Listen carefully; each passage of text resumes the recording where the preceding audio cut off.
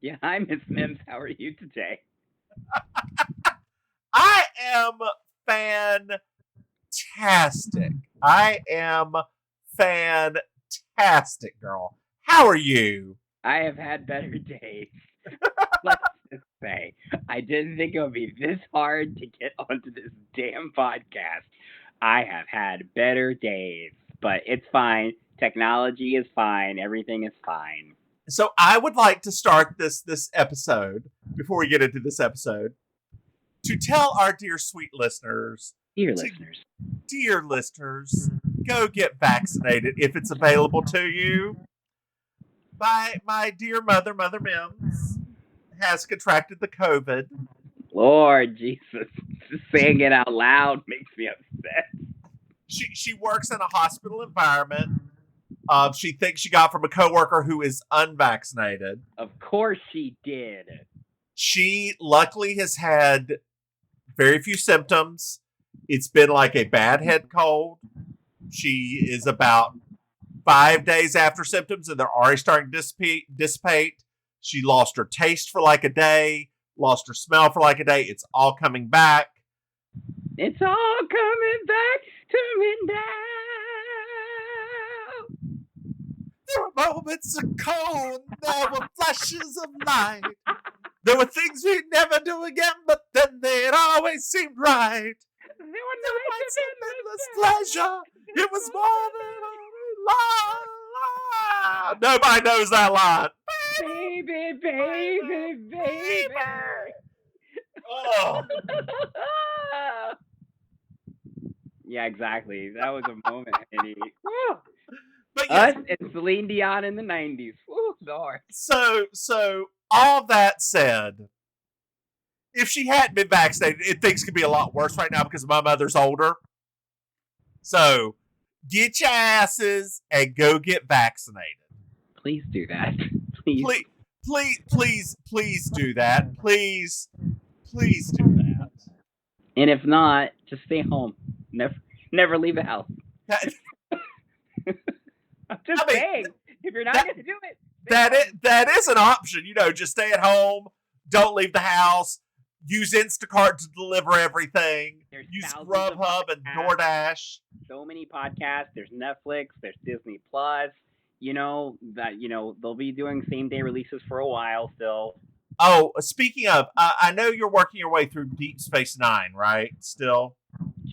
Sure. Are you not doing that anymore?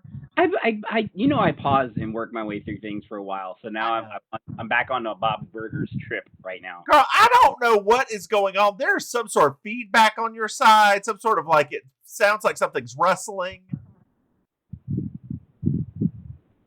I have no idea. When you turned left and right, it happened. Are you moving something? Nope, I'm just sitting here. What is going on in your world? Is it Ghost? It's Ghost, isn't it? It's probably Ghost. You've got Patrick fucking Swayze behind you. Wait. It's happening just after I talk. Put in your headphones, girl.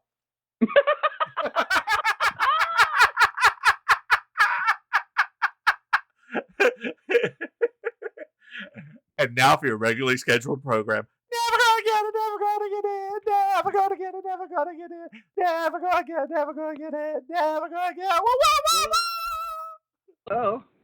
Oh. Okay, let's try this now. Speak a little. Speak a little. Speak a little. Say a little. Give me a little bit of your time. No, what is going on? I don't. Is there wind? Is there like a fan on? Oh, wait, there is a fan on. Dear listeners. Dear listeners.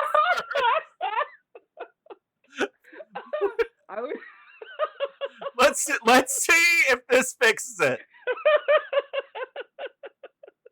Funny enough, there's no more fan noise everywhere.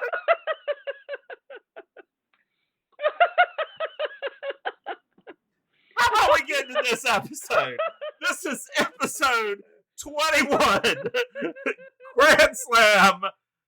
Thank you, ma'am. I'm Julia Sugarbakers. I'm Julia Sugarbakers. I'm Julia Sugarbakers. I'm Julia Sugarbakers.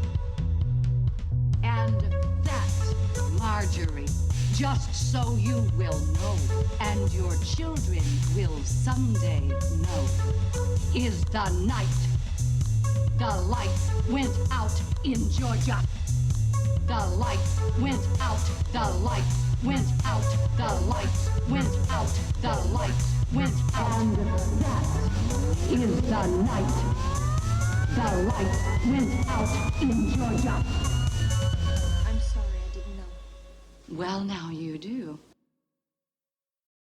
Oh my God. We have gone on a journey today, dear listeners. We've already gone through the entire episode. I guess so. I got so wrapped up trying to fix my computer that I forgot to turn off the fan before we recorded. And then when you said you heard a rustling sound, I thought I was being anxious and moving my slippers around, but that wasn't it. So I wasn't sure what else it could be. It turns out you got this big thing in the ceiling moving. The fan's like right there. The fan's like right there. It's not like it's, you know, at first I was like, is it the cat? And then I looked over, the cat's just sleeping. I was like, oh. I'm so tired. All right, so we're at Sugarbakers. And I just want you to know, as we end the season, we have this episode and one more episode. That's it? There's not 24? No, girl, there's only 23. In there? Oh. I thought there were... No, 22. There's only 22. Oh, okay. Okay. Because there's this one, then the rape one. It's so hard to say goodbye to the big chair. No, I'm sick of it. I am sick of this. It is like we're in a time warp every single... I digress. Let's continue. Oh, hey, wait. Hold on a second. So wait. What? I found out what those are called. I didn't know they had a name. They actually have a name. Rattan. No, that What? style of chair. It's called a peacock chair. Oh. Okay. I just found I was watching that I was watching Cocaine Cowboys on Netflix and they talked about the peacock. Like there was like a thing with a peacock chair and I was like, "Oh my gosh, it's got a name." But it makes sense though when you think about it. The shape of it looks like a peacock. It does because it's big and flashy and ugly and horrible. Wow. Yeah. Notice how in Golden Girls they had one of those, but they never sat in it. Oh, that's true. Yeah. I mean, that's true actually. So Julia wants to see the ad, girl. Julia wants to see this ad. I thought that was pretty spectacular that they're starting to do paid advertising. In a newspaper. Dear listeners, for those of you that do not know, a newspaper is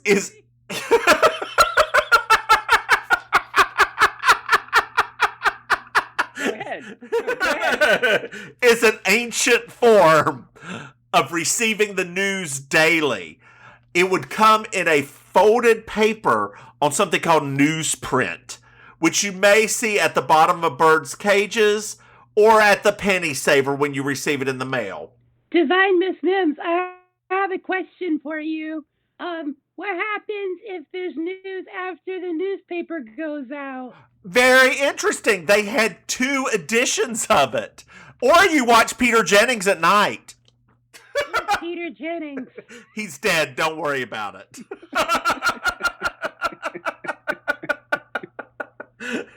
All right.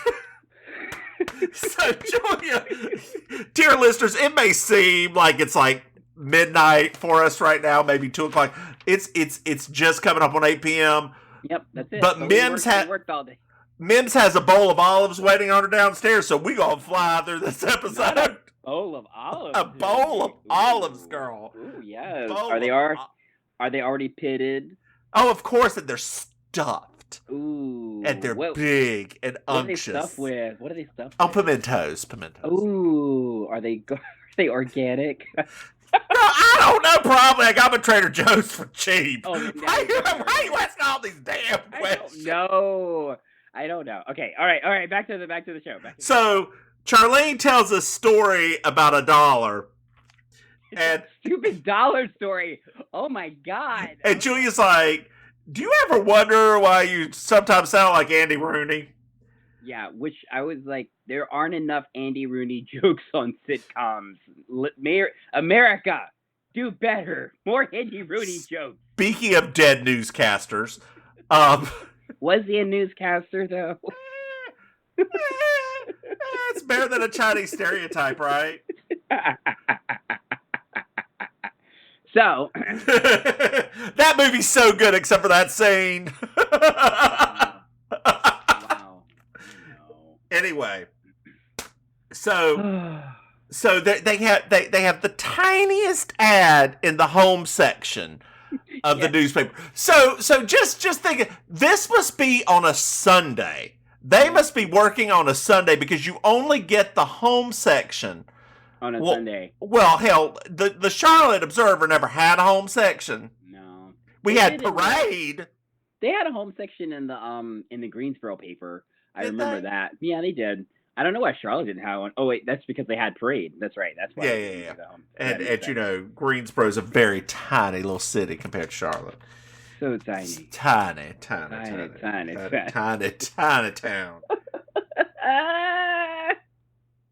I can't remember if Durham finally got bigger than Greensboro. Greensboro, I don't know. Somehow the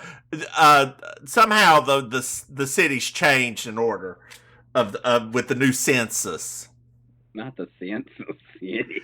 So Julia says that she doesn't really want people to find this ad because the people who would find this ad would be having to blow it up to see their address, and that would make them unbalanced. And then I love that Mary Jo's like, well, that doesn't stop us from coming to work. I will give Mary Jo this. These 2 episodes, this one, the next one, which again we are not reviewing because I've got more shit to do. We'll do that again this weekend, folks. They know, honey, that you got the olives. I got those olives. My olives, and I ain't gonna eat them because that's gonna make even weirder noises. Anyway, where was I going with this? Oh, don't know. Her fashion is tight. These 2. Oh my God, that green dress, the green thing she's wearing. I literally said, "This is the nicest she's looked this whole show." Yes, I know. I wanted to be like, did she get that at Talbot's? Because like it really had like that vibe to it. Talbot's, dear listeners. Talbot's is an 80s store. We're going to leave it there. Speaking of 80s stores and going back to the nanny, I just want you to know how many times an episode she mentions Lomans. Lomans.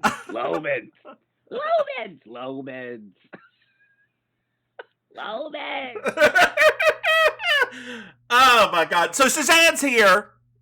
I love this. She says, speaking of unbalanced. And apparently the hard hats across the street are catcalling her.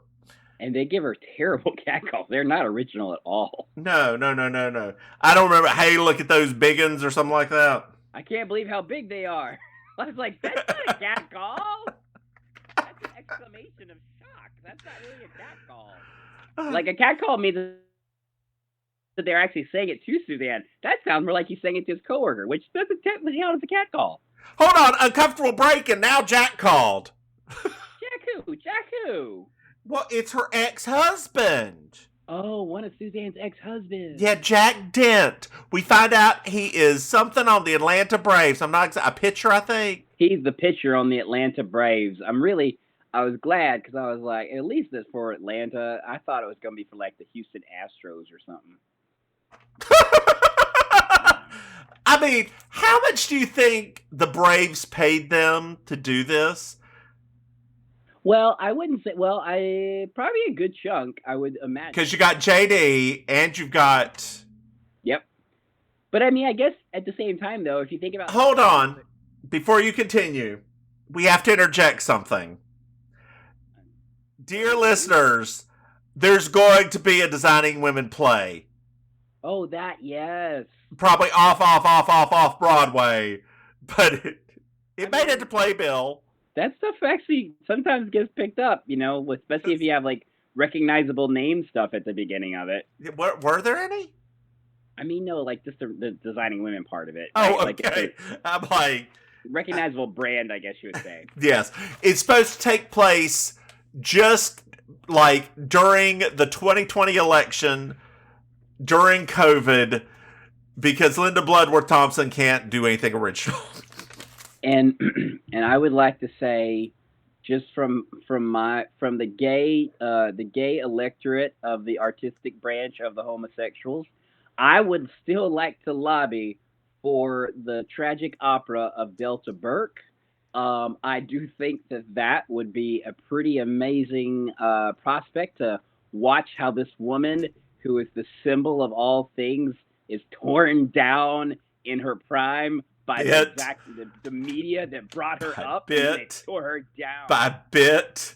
It wasn't just the media, it was the show too. It was everything. Everything tore her down. They raised her up and then they tore her down. Wouldn't that be amazing? Oh man. Jackie wrote a book. A baseball player wrote a book? That sounds weird. Oh, Suzanne's in it. Oh god. Hey, side thing. I have a funny baseball book story. This will sound very weird. So, dear listeners, just remember olives. Dear listeners. So I one time read a book by a baseball player, because we actually share the same name. I love it. And I was really expecting it to be more interesting than it was, but it was really more about his battle with drug addiction. So much like his exploration of drug addiction, this guy really wants Suzanne to read the manuscript first, like really bad. He really thinks she needs to read it first. She doesn't want to read it because she doesn't want to read a whole book. Oh, okay, that makes sense. So then they get off the phone, and they like Charlene goes, "Well, why'd y'all get divorced?" He's so cute. I think you're cute as husband. Her cutest. Well, the rest of them are like 85, so probably is. Well, number one, when she said that, and then they actually showed him, I was like, wait a minute. Well, it was. Yeah, we'll get to that. We'll get to that monstrosity. Boy. Well, they never really talked, like about things she won't talk about, which is herself. Yes. But they had great sex. Well, a thing that Mary Jo did not understand. Well, she had the opposite, right? Like, she didn't have any of it. She's supposed to be with JD right now and getting boned on the reg. Oh, you're right. I didn't even think about that. Yeah, I don't know if you noticed. Next episode, she hasn't even had sex with him yet. Oh, that's right. They still haven't had sex, have they? Yeah, they did. About 10 episodes ago. Oh, wait, that's right. Because that was like the whole point of an entire episode. Yes. So this is a burn. The next 2 episodes are burn episodes. They are. Anyway. All that's to say, Jack's messy. Well, yeah, he is messy. So and they had fights. Well, I think that it was cute though when Julia basically said like, "I'll read the book," right? Which I was kind of like, "Okay, girl, you just want to know the tea." But my favorite part about this entire thing, I don't know if you caught it, is like the fact that Anthony had to go get the book. Yeah, they send Anthony to go get the book. And a little continuity. Next scene, we see Anthony downstairs with the ladies. Anthony's hair is different. He's got what looks like a black mullet. Yeah. Because it's long in the back, but just right around the edge. Like he needs to have his. I was going to say edge is done, but I don't even know what that is. I mean, that was technically I remember that hairstyle back then. Like I do remember that. So. Yeah, I mean, I remember that being a hairstyle back then. I mean, did either of your brothers have it? Well, we don't have the same kind of hair as Anthony, so, Well, does Pierre not? Is Pierre's luxurious too? Yeah. Oh, okay. I don't know why. I always thought Pierre's hair was... No, same as ours. Okay. All 3 of us do. But I will say... Okay. He did actually wear his hair a little bit like that.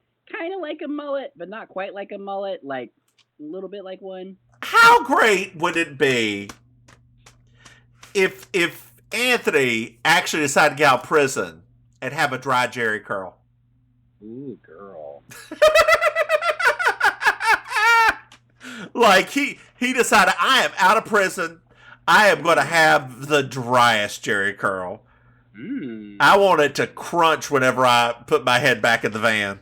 Ooh, I like that. I mean, you know what though? That would probably put they could have done like some endorsement deals though with like, you know, Luster's Pink Oil Moisturizer. They would lose that endorsement. So And just for me.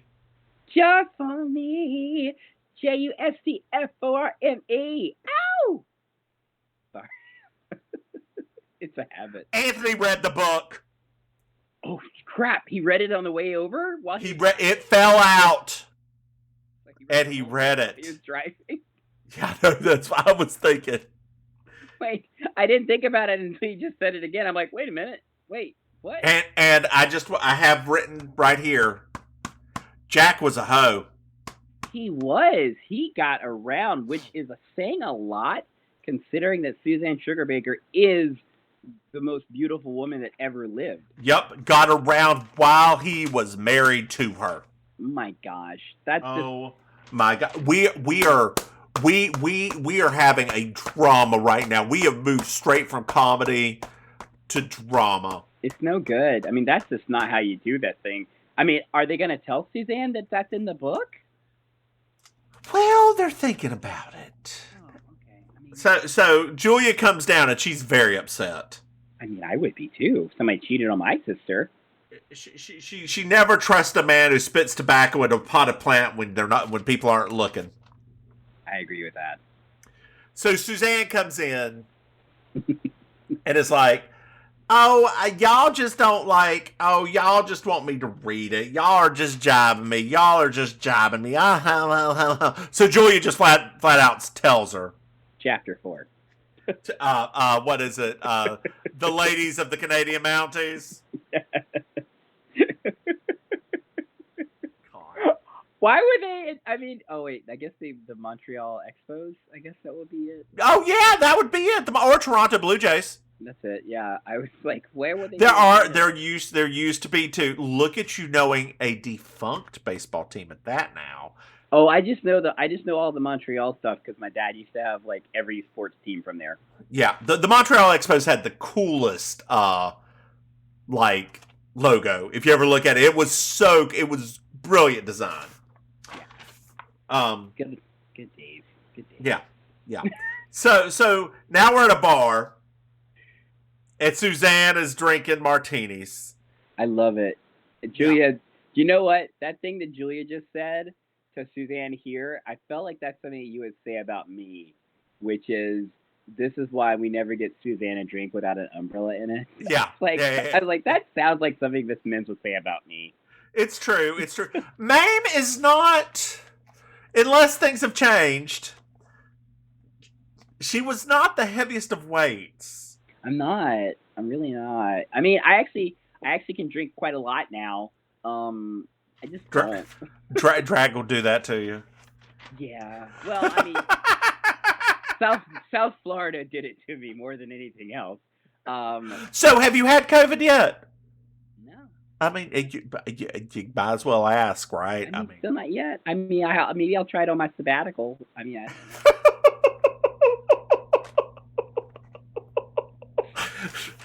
Witty right there. You can't see my finger. There we go. Witty, you're so witty. Miss Mims is being a dick right now.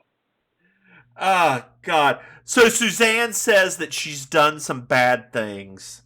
Like what?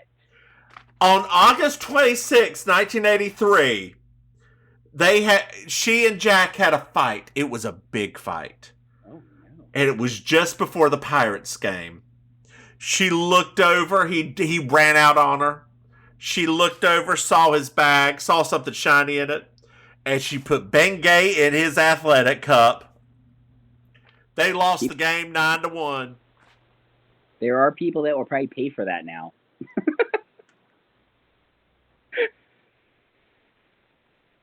Yes. I mean, I don't know how you want me to respond to that. What you want me to say? Yeah, I mean, the kink capital of America at this point. So I'm like, I probably know some people that would like. Girl, isn't that San Francisco still? Or have they cleaned up Folsom that much now? I think they cleaned it up a lot. Apparently, last time I was there, we went to the Eagle. It was very tame. Oh, when was the last time you were there? 6 years ago. 5 years ago. 6 or 5 years ago. Times have changed, and we've often rewound the clock since the Puritans got a shock when they landed on Plymouth Rock.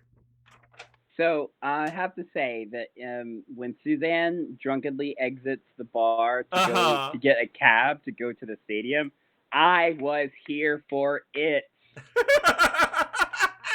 I was like, it's funny, right? Because I typically can remember a lot of these episodes from the past. This is one of the episodes I really couldn't remember at all. No. And I was like, oh, great. And so I was like a surprise watching this episode. I was like, I really don't know what's going to happen because I don't remember this episode. I'm wondering if they didn't show it that much on Lifetime and that because it would have been on during the day when we rewatched it. And because this got a lot of sex in it.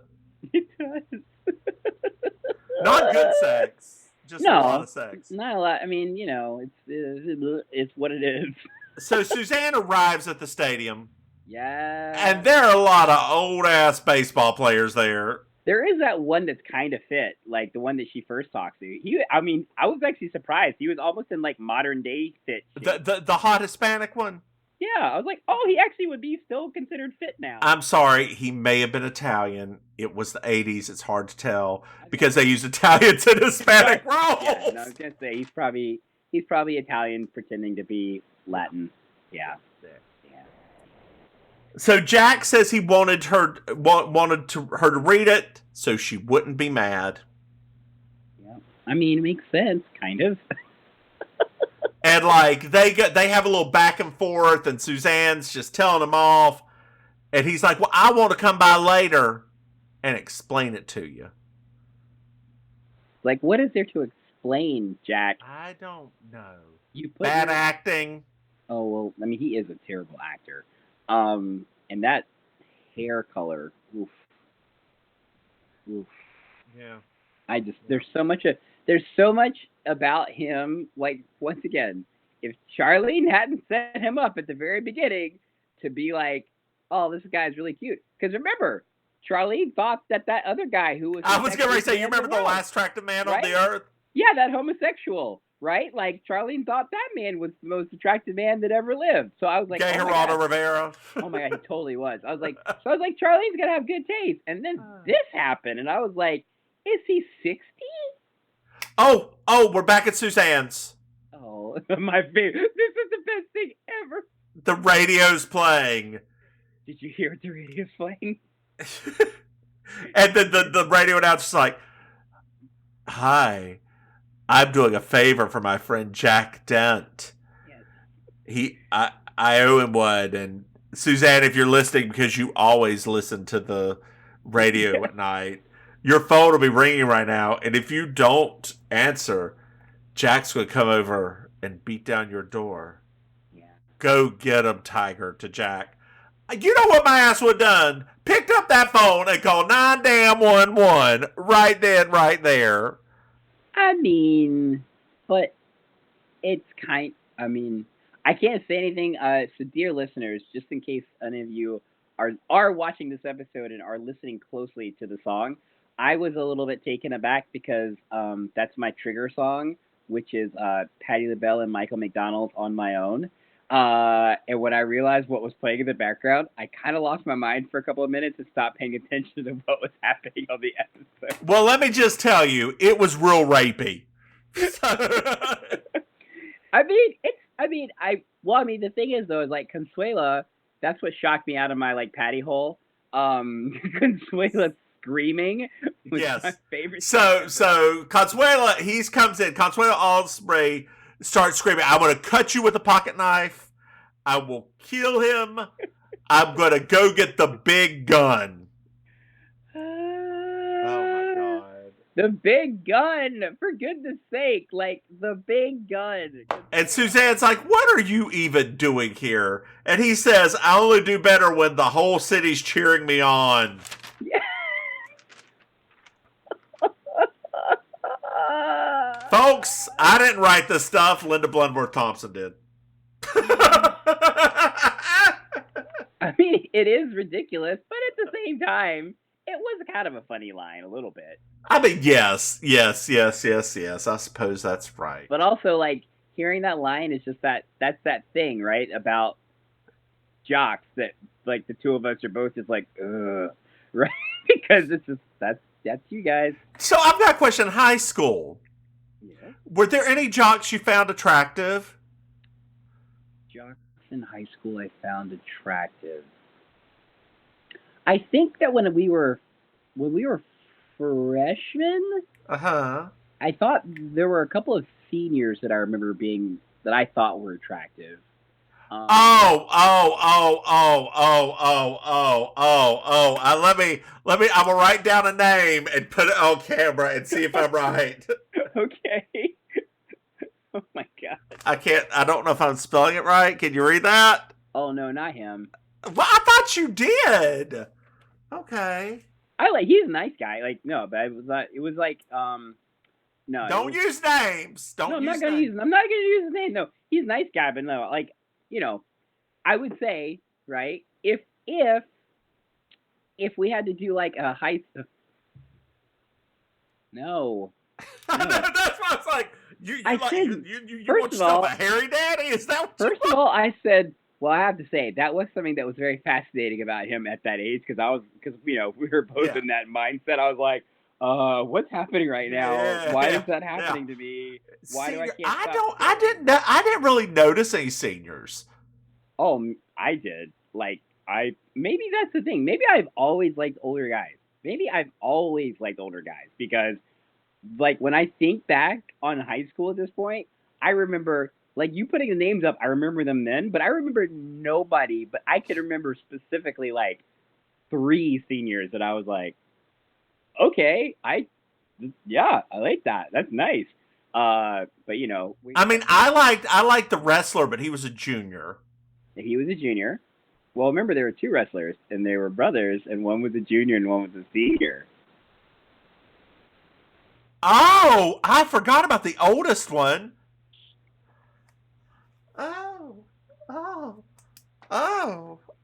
Vogue, girl, Vogue.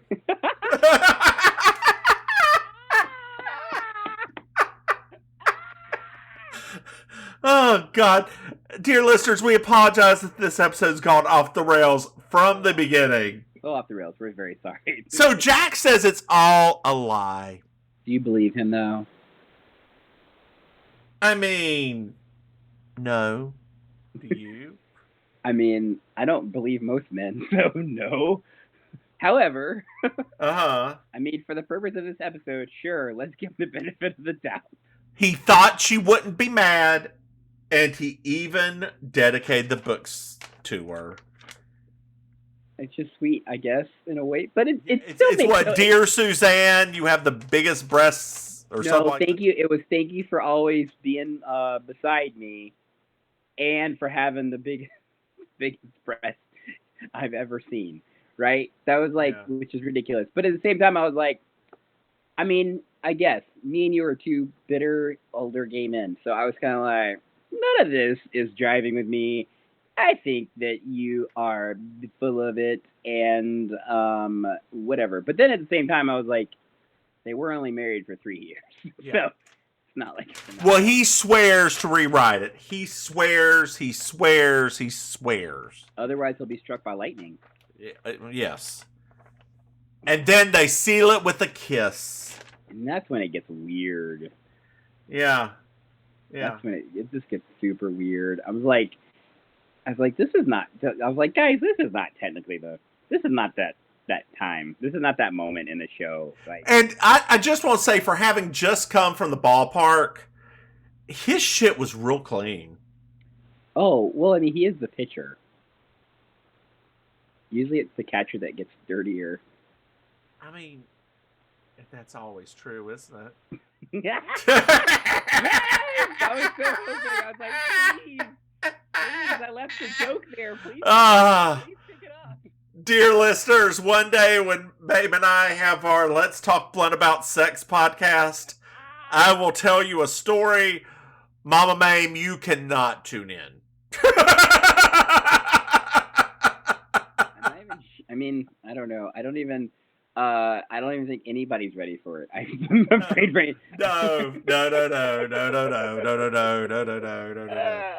I had to help. So one of my friends was having an issue with her son, who's gay. She's cool with it. Friends is a loose term. Acquaintance was having an issue with her son, and like some things were happening. And I had to utter the phrase, well, if you play in the sandbox, sometimes you're going to get a little dirty.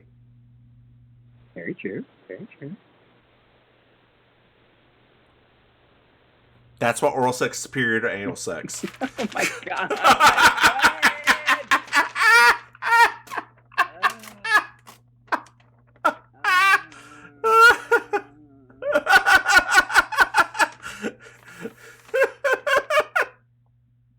Anyway, they kiss. She kind of kicks him out. He kind of leaves. End of episode. Yeah, that was a really abrupt ending to the episode too. It was an abrupt ending to an abrupt episode. Yeah. So, Maim, did you like this episode? I thought it was cute. Because I mean, we didn't really this season. There weren't really that many Suzanne-centric episodes. And I do think that she's underused on the show, so I was happy to see it in that way. However, I didn't think it was like that. I mean, like, it was more just like a jokey episode, right? Like, just more like I guess we get a little bit of insight into them more, maybe? I don't know. So it was okay. I didn't dislike it, but it was just kind of like, I mean, Consuela's moment saved this entire episode for me. I was like, that basically, I could just watch that on a loop and be happy. Follow up. If Patti LaBelle wasn't in this episode, would it have been as good of an episode? No. Are you kidding me? I'm not even joking you. When I realized what it was, I like rewound it. And I was like, am I, because you know me, I'm like, is it in my head? Am I hearing things? Because sometimes I do hear that song in my head. And I was thinking it. I was like, am I here? Is this really it? Is it really playing on this episode? And that was it for me. I was spazzing out for a good couple of minutes. I will be honest, dear listeners. I hated this episode. This is the moments weren't funny. It was poorly put together. Like, it is a beginning of this whole series episode. Like, yeah. we had moved so far past this. The last episode was so much more fun. Yeah. That was the last episode, together. Right? The last episode, yeah. The rich people episode. Really, yeah, that was really good. So much more fun. They all had fun. They were all in their element. This, it felt like they were still finding each other. Yeah. Suzanne was nearly getting raped. This definitely came out of... She was not about to get raped. Come on now. That guy was just being overdramatic. I believe I can now call you an enabler. I hate you right now. Yeah. Yeah. No, what he did was completely inappropriate. Like, if somebody did that to me, I would kill him. Yes, that's inappropriate. Yes. But he would not have a penis.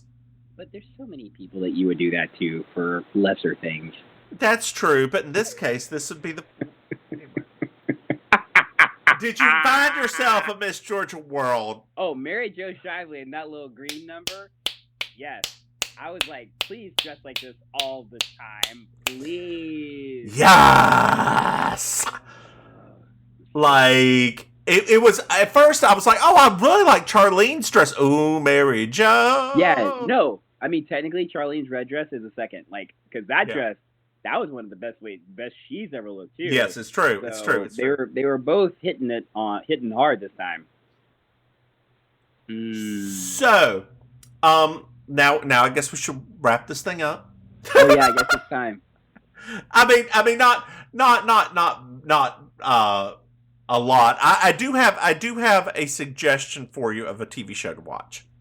For me or the audience? For you. Well, and the audience. Sure. It's on the Netflix. Uh-huh.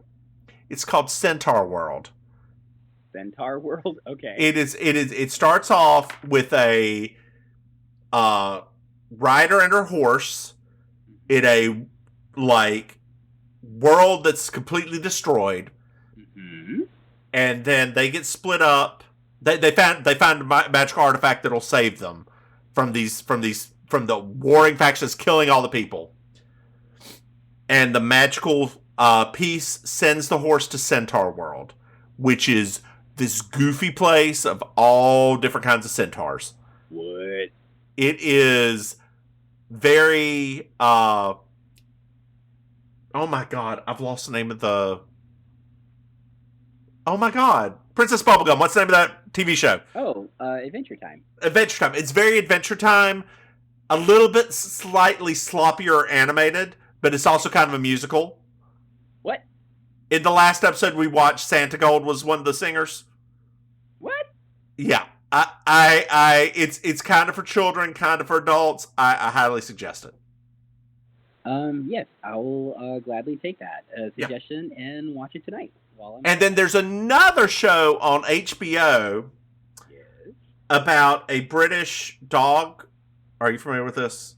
The British dog rescue thing? No. Oh my god, your Bertha Hamilton face just came up.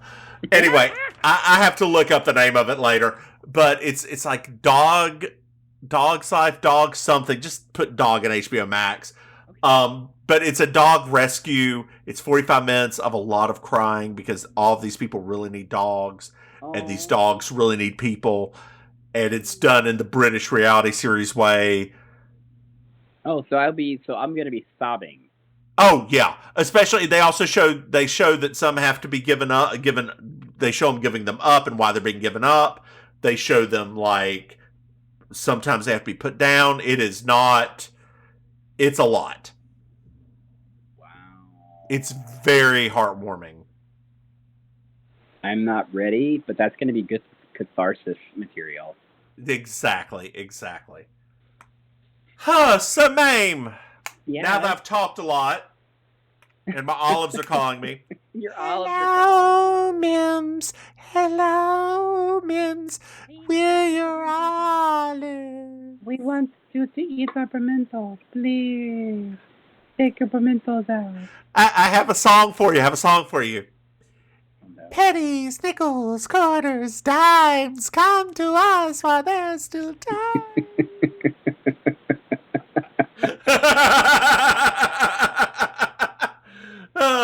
Anyway, Maim, y'all don't worry about that reference. Maim, tell these dear listeners where they can find you. Yeah, you can find me on Instagram at Auntie Maim, M-A-I-M. You can find me on Facebook at I'm Your Auntie Maim. You can find us on Instagram for our show at Mims and Maim on Instagram. You can find me in real life if you're down in Miami visiting. I do amazing colossal karaoke every Thursday night at Kill Your Idol in Miami Beach. You're up now. Okay, you can find this the Twitter for this wonderful podcast we have. Shut up, Google. You can find the Twitter for this wonderful podcast we have at Baking Sugar. You can find me at Divine Miss Mims on Twitter. I do have an Instagram. I do have a Facebook. So on Twitter at Divine Miss Mims. You can find us at Mims and Maim on Twitter. Let's see here. What else? We have a Patreon at Mims and Maim. Still at 0 supporters. Thanks, guys. We're starting to think of a way, and people, please. We're thinking of patron gifts. So if you guys can think of things that you would like, let us know. Yeah, tweet me at Divine Miss Mims or her at Maim Ministry. She won't respond, but I'll see it. And like, let us know. One thing we were thinking was, hey, we could watch a movie live with you and like cackle and talk over the movie. Yeah. A la Mystery Science Theater. We can't say the rest of that because it's copywritten. Copywritten. But like, we were thinking about, because one of my friends told me it was on Amazon, the movie Vibes, the Cyndi Lauper, Jeff Goldblum, Peter Falk, Steve Buscemi vehicle. It's not good, but it is watchable. Kinda. So we were thinking of something like that. I mean, anything's watchable if you force yourself. Yes, and we will force you. So, just like Jack Dent tried to force himself on Suzanne. And on that note, girl, we made it 45 minutes and my arms are gone. Bye! Bye, Andy.